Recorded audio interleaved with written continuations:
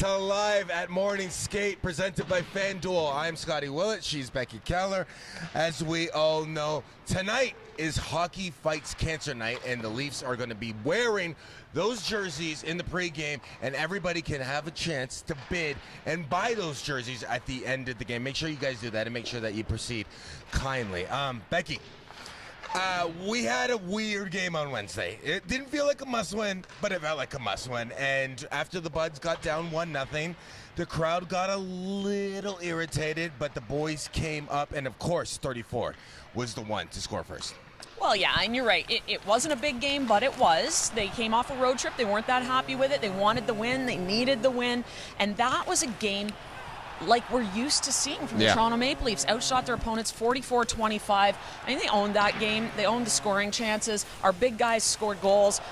You know what? It was a feel-good game for the Leafs and Leaf Nation. You know what the thing is? There's a weird rumor going around that John Tavares has passed his prime. He's 32 years old, which means my prime has passed a long time ago. Yes. He's a point-per-game player, and that second goal just shows you exactly what that old Oshawa general, the guy who was elite status in the OHL, it can really give you. It felt like the captain put the team on his back. Well, yeah, and I think we've seen that since the start of the season. He's a hard worker. He's a professional guy. Worked hard all summer, and we're seeing exactly why the Leafs signed him. He's an impact player, and that game on Wednesday night against the Flyers, he was outstanding. And not just because he scored 3 goals, but the way he protected the puck, the way he moved to open ice, and then the fact that he scored 3 very different goals. You know, he's got the one-timer from the point, he's got the quick release wrist shot from the circle, and then the dangle, which you can't tell me not every kid in Leafland isn't out on their driveway practicing that move right now. That was highlight reel. That was pretty unbelievable. It's the 11th hat trick of his career, which means that he is in the mood to do some business. And tonight is going to be a very big test because, of course, we're facing a very, very tough opponent. However, I also loved Mitch Marner's game. I thought that he just gained the zone incredibly throughout the game, and he was doing Mitch things. He was playing carefree. Well, yeah, and he's a wizard with the puck. There's a reason why he scored almost 100 points last year for this team, and he's a guy that sometimes I think, you know, we talk about Matthews and, you know, Tavares playing so well. We talk about Tavares, but I mean, Mitch Marner is an elite player, and we've seen that from him. We've seen it really all year, despite the fact that, you know, they've been in a little bit of a lull. It got dicey at sometimes, but Samsonov really kept us in the game. Yeah, and we've talked about Samsonov already this season and about the consistency we've seen from him and how that's been huge for the team. But to me, it's the fact that he has made the big saves when they've needed them. Yeah. You know, they're up 2-1, come into the third period, they give up a 2-on-1 right away, and he makes a huge save, gives them an opportunity to go down and make it a 3-1 game. 44 shots on net. That's a season high so far for the Toronto Maple Leafs. They look pretty good out there, and we're hoping to double down on that tonight as we face against a very tough opponent. Before we start talking about the Boston Bruins, let's get into our favorite segment, the FanDuel Who's Gonna Score First segment. All right? So basically, you said Kerfoot last time. I said Morgan Riley. We both were wrong. We both should have taken Big Poppy. It's your turn to go first. Which player are you picking to score on FanDuel's Who Scores First? All right, so I've got it narrowed down to 5. What do you got? I got it narrowed down to 5, and the reason it's narrowed down to 5 is because I think the first goal is coming off the power play. So I'm not going to take Matthews, and I'm not going to take JT. Too obvious, I think. I'm going to go with Marner. I think the Bruins got the scouting report on the Leafs. They know those two guys are hot and they can score. I think Marner's going to be the guy that pops the first goal on the power play. That's my prediction. Well, guess what?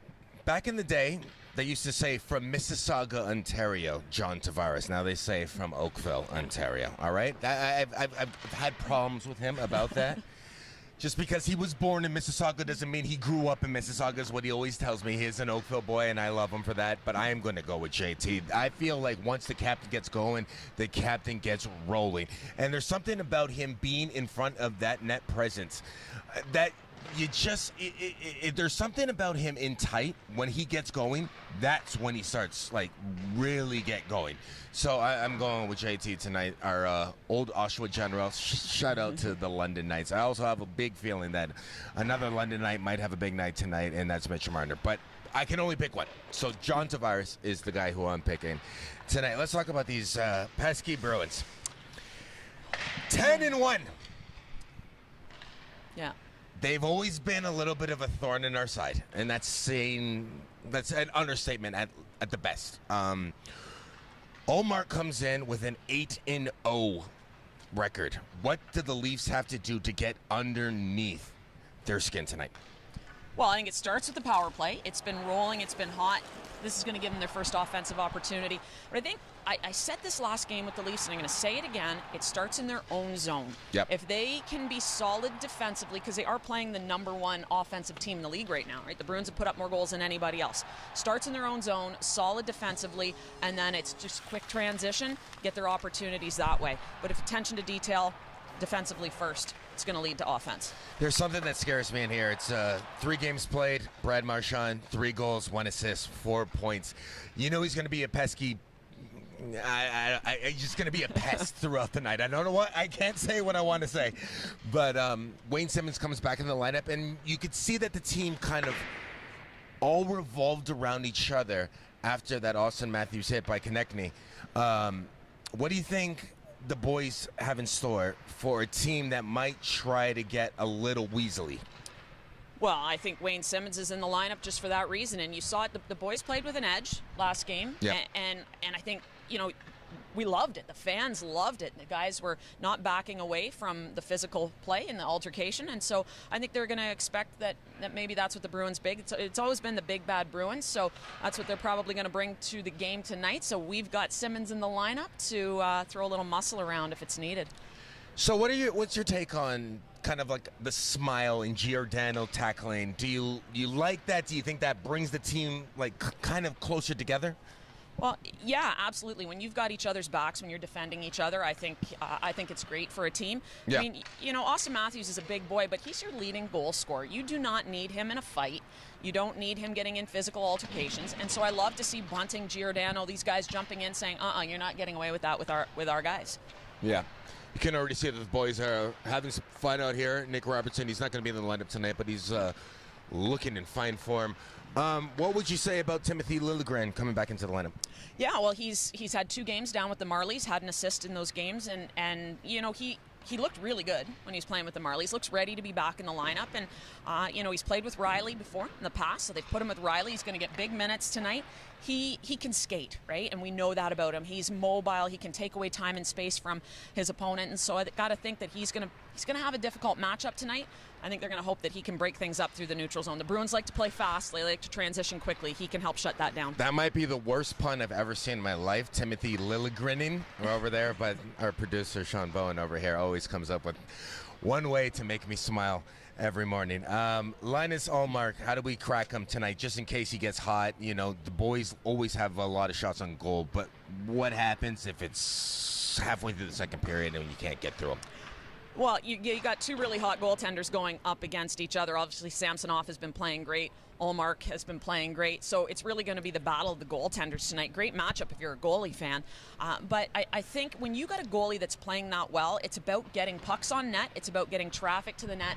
Hopefully you get people in front of the goaltender's eyes so that he can't see shots or he can't pick up, he leaves a rebound opportunity. You're able to pounce on that. But a lot of it is to do with just pucks on net, traffic on net. Becky, this is like a big 3-game stint here. We got a back-to-back against maybe 2 of the best teams in the NHL, and then we come back to play Vegas. What is Sheldon Keefe saying to the players in the locker room right now to get them focused and also not to burn them out? Well, I think you got to go 1 game at a time. If you start looking down the road thinking we've got 2 games, we got 3 games, we got Vegas, I think you're looking past your opponent that you have tonight. You got the Boston Bruins tonight, #1 team in the league. You're not looking past tonight's game, and you're not looking past the first period of that game. It's 1 shift at a time, 1 period at a time, and then you'll take what comes as it comes. You know what? You say the #1 team in the league. Guess what? I'm looking at the boys out there. They're #1 in my heart, Becky. It's been fun. They are. Live at Morning Skate, presented by FanDuel, is always a good time. Of course, tonight is Hockey Fights Cancer Night. We are pleased to be giving you those jerseys away. All you have to do is go online, and then you can bid for the jerseys, and then every proceed goes towards the MLSE Foundation. It's a very good cause. Make sure you guys do that. As on behalf of Becky Kellar, I'm Scotty Willats. FanDuel, live at Morning Skate, right here at Scotiabank Arena. Hockey Night in Canada, you know where to catch it. And, of course, on the Fan, 590.